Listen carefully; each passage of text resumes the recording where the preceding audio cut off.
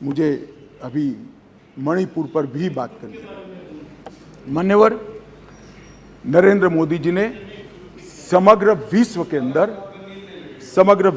अंदर नरेंद्र मोदी जी ने भारत का सम्मान बढ़ाने का काम किया है। मान्यवर, क्लाइमेट चेंज हो या टेररिज्म, ग्लोबल नैरेटिव सेट करने का काम आज अगर कोई एक देश कर रहा है तो हमारा महान भारत कर रहा है।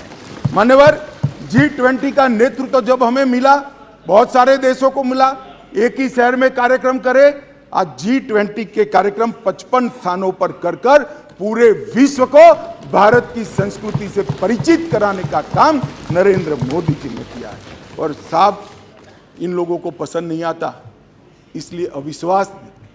विश्व भर में एक ही ऐसा नेता है जिसको 14 राष्ट्रों का सर्वोच्च सम्मान मिला है। मैं फिर से, वैसे तो व्यक्तिगत सम्मान मिला है, मगर महान सदन में कहना चाहता हूं, मोदी जी और भारतीय जनता पार्टी की भावना है, ये 14 राष्ट्रों ने जो सर्वोच्च सम्मान दिया है, ये देश की 130 करोड़ की जनता का सम्मान, भारत का सम्मान जो नरेंद्र मोदी जी को मिला है। इसलिए आपको भले अविश्वास हो, देश की जनता को अविश्वास नहीं। मान्यवर,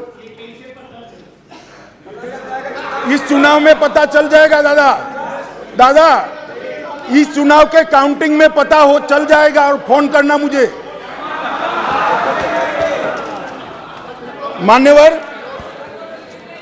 मान्यवर, देश की सुरक्षा, यूपीए की सरकार थी, 2004 से 2014 तक चली। आए दिन आतंकवादी घुस जाते थे, आलिया मालिया जमालिया घुसते थे और जवानों के सर काट कर ले जाते थे।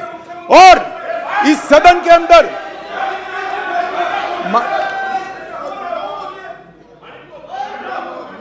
थक जाएगा, तुम मत बोलो, वो थक जाएगा, मैं नहीं थकूं। मान्यवर, सरहद के उस पार से आतंकवादी घुस जाते थे और जवानों के सर काट कर ले जाते थे। कोई जवाब नहीं देता था। 2 बार पाकिस्तान ने हिमाकत की, एक बार सर्जिकल स्ट्राइक और एयर स्ट्राइक, दूसरी बार एयर स्ट्राइक कर पाकिस्तान के घर में घुसकर आतंकवादियों का खात्मा करने का काम नरेंद्र मोदी।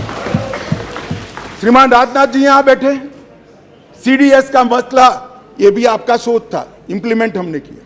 सीडीएस का मसला कब का लटक रहा था, भटका रहा था, मोदी जी ने सीडीएस का फैसला किया, राजनाथ जी ने सभी को विश्वास में लेकर उसको पार उतारा। 2016 में सर्जिकल स्ट्राइक और एयर स्ट्राइक किया, और खरीदी के अंदर, डिफेंस के अंदर जिस प्रकार के परिवर्तन हुए, मान्यवर, मैं आपको बताता हूं, जितने भी घोटाले, मैं बाद में घोटाले बताता हूं यूपीए के, जितने भी घोटाले हुए हैं, इसमें सबसे ज्यादा करप्शन रक्षा की खरीदी में हुआ। मगर मोदी जी के नेतृत्व में हमारे रक्षा मंत्री जी ने 4100 आइटमों को इंपोर्ट की नेगेटिव लिस्ट में डालकर यहां उत्पादन किया। और आत्मनिर्भर भारत की रचना कैसी होती है, इसकी नींव कैसे डाली जा सकती है, डिफेंस जैसे अति टेक्नोलॉजी वाले और स्पर्धात्मक क्षेत्र में इसको कर नरेंद्र मोदी जी ने आज भारत का रक्षा उत्पादन न केवल भारत, कई देशों के लिए आकर्षण का केंद्र बना है, और भारत एक रक्षा के उत्पादन का प्रमुख केंद्र बना है। उत्तर प्रदेश और तमिलनाडु के अंदर 2 डिफेंस कॉरिडोर बनाए गए मान्यवर, और 22-23 में 16,000 करोड़ से ज्यादा का निकास किया गया, निर्यात किया गया। ये आंकड़ा लाखों करोड़ों में जाने वाला है। मान्यवर, 4 दशकों से श्रीमती इंदिरा गांधी जी प्रधानमंत्री थी, तब से देश का सेना का जवान, चाहे सर्विंग हो चाहे रिटायर्ड हो, वो 1 पेंशन 1 रैंक 1 पेंशन की मांग करता, सब भागते थे। भारतीय जनता पार्टी के नेता नरेंद्र मोदी जी ने सेना के सम्मान में निर्णय किया, और 42,000 करोड़ से ज्यादा राशि 1 पेंशन 1 रैंक के अंदर देने का।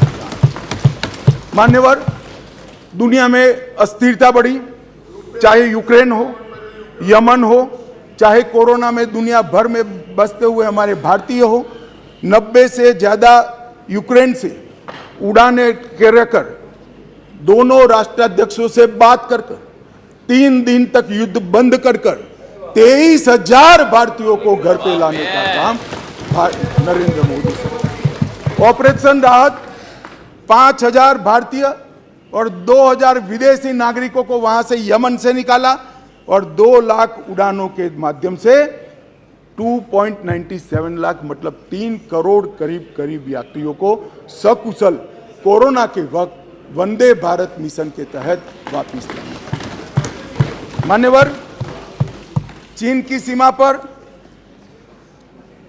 हमारी आर्टिलरी न पहुंचे ऐसी स्थिति थी, रोड ही नहीं बनाए थे, नक्शा ही देखते रहते थे।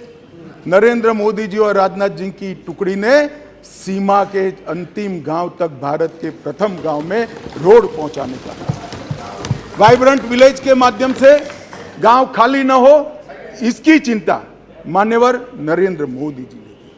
मान्यवर, किसानों के कल्याण के लिए ढेर सारे काम करें, बजट में 6 गुना वृद्धि करी। जरा सुनो भाई सुरेश, आप लोग 21,900 करोड़ रुपए का छोड़कर गए थे। कितना छोड़कर गए थे भाई? 21,900 करोड़। अब ध्यान से सुनना, 21,900 करोड़ को 6 गुना बढ़ाकर 1,25,000 करोड़ रुपए का बजट नरेंद्र मोदी। मान्यवर, खाद्यान्न के उत्पादन 265 मिलियन टन से बढ़कर 22-23 में 323 मिलियन टन रिकॉर्ड उत्पादन हुआ। प्रधानमंत्री किसान सम्मान योजना में आगे बात कर चुका हूं, 14 करोड़ लोगों को 6,000 रुपया, 2,41,000 करोड़ रुपया। और ये एमएसपी बहुत चिल्लाते रहते हैं।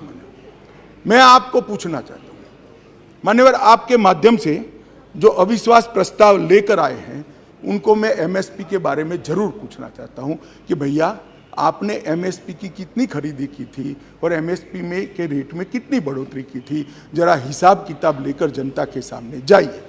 मगर नहीं जाएंगे, बैठे बैठे बोले रह गएंगे एमएसपी का क्या हुआ। मैं बताता हूं सत्य क्या है, और मैं इस सदन के माध्यम से देश की जनता को और 14 करोड़ किसानों को कहना चाहता हूं कि आपके घर में सबसे ज्यादा एमएसपी और एमएसपी पर सबसे ज्यादा धान खरीदने का काम कोई एक सरकार ने किया है तो नरेंद्र मोदी। मान्यवर, धान की खरीदी पहले ध्यान से सुनना, सभी सभासदों को मेरा विनती है, ध्यान से सुनिए। धान की खरीदी 475 लाख मैट्रिक टन मनमोहन सिंह जी ने अपने अंतिम साल में की। मैं फिर से आंकड़ा बोलता हूं, 475 लाख मैट्रिक टन। नरेंद्र मोदी जी ने अंतिम खरीदी 896 लाख मैट्रिक टन, 88% की वृद्धि। मान्यवर, और लाभार्थी किसान पहले 76 लाख थे, अब 1 करोड़ 31 लाख लाभार्थी किसान।